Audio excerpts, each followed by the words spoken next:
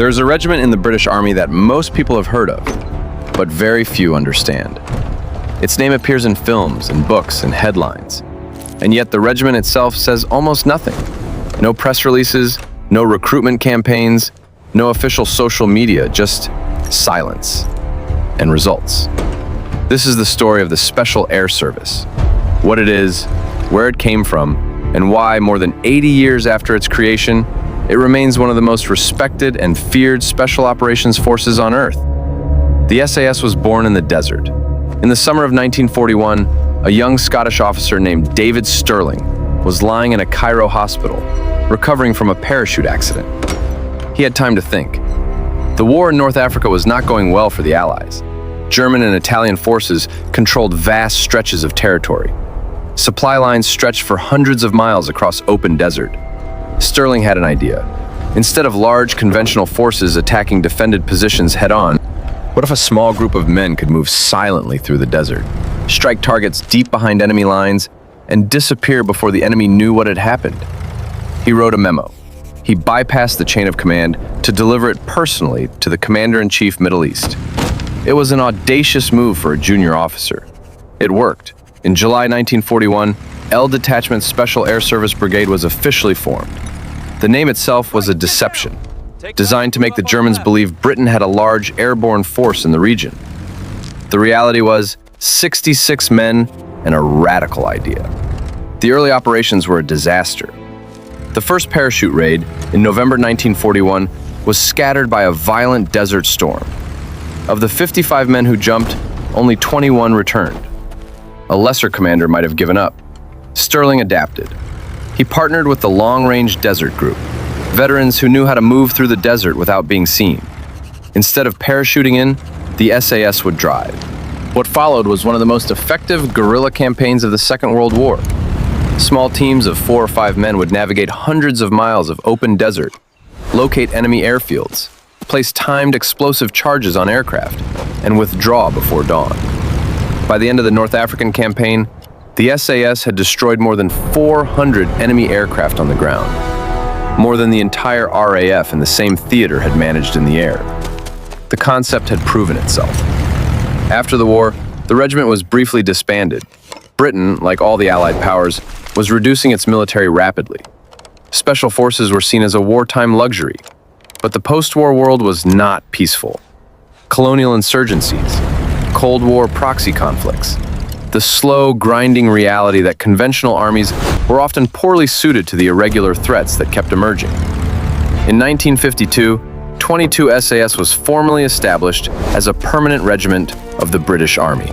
Its first major test came in the jungles of Malaya, where communist insurgents had been waging a guerrilla campaign for years.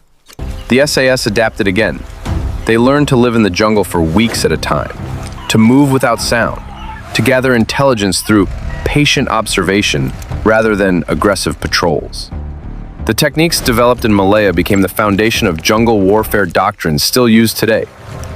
Over the following decades, the regiment fought in Borneo, in Oman, in the Falkland Islands, in the Gulf War. Each conflict brought new lessons, new adaptations, new ways of operating. But the event that made the SAS a household name happened not on a distant battlefield.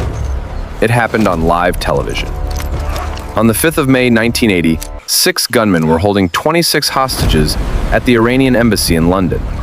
After 6 days of negotiations had failed, Prime Minister Margaret Thatcher authorized a rescue operation.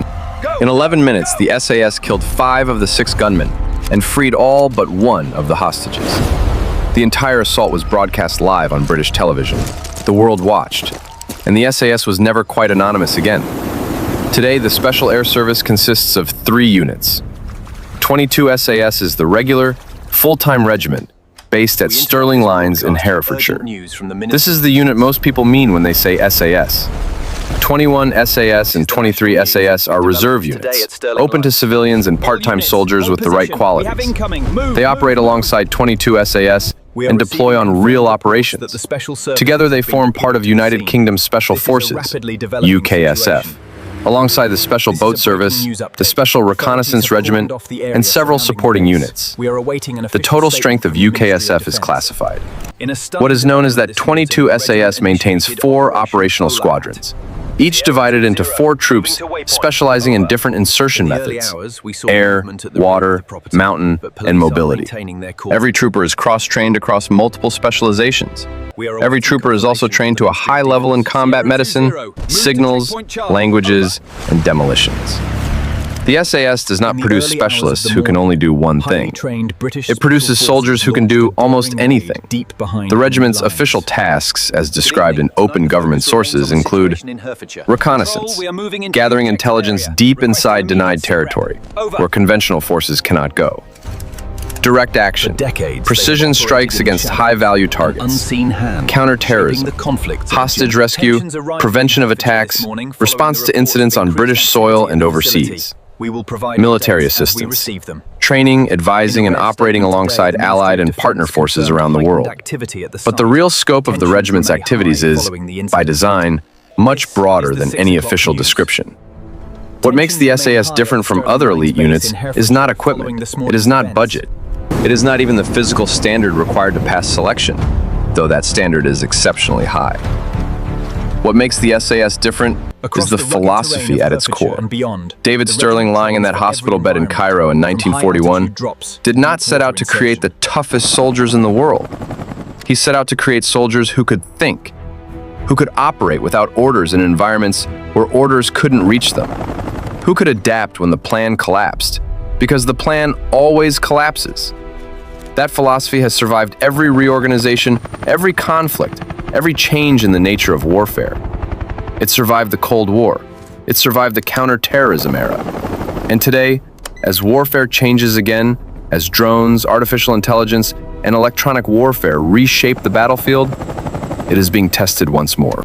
More than 80 years after L Detachment was formed in the Egyptian desert, with 66 men and an audacious idea, the regiment that grew from it is still adapting, still operating, still silent. If you want to understand how the SAS is responding to the challenges of modern warfare, drones, electronic warfare, and the transparent battlefield, that is the subject of the next video in this series. Subscribe and we'll see you there.